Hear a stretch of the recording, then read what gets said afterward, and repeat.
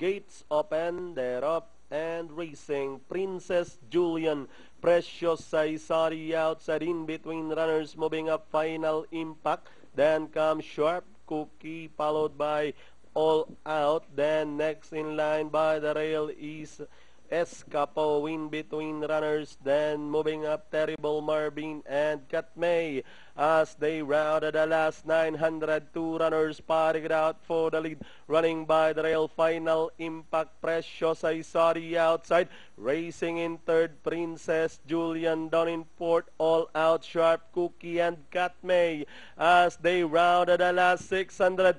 Precious still leading the field by about 3 lengths. Princess Julian now getting closer in second, down in third is Final Impact, All Out, Katmay also closing in, then comes Sharp Cookie, Dare to Dream as they turn for home. Precious leading the field, moving a party outside. Princess Julian, Katmay now in third, and down the stretch they come. Precious Princess Julian, moving a party outside. Together is Katmay. Precious Princess Julian, Katmay, sorry, outside. It's Precious Katmay, Princess Julian, Dare to Dream, and All Out. It's 9.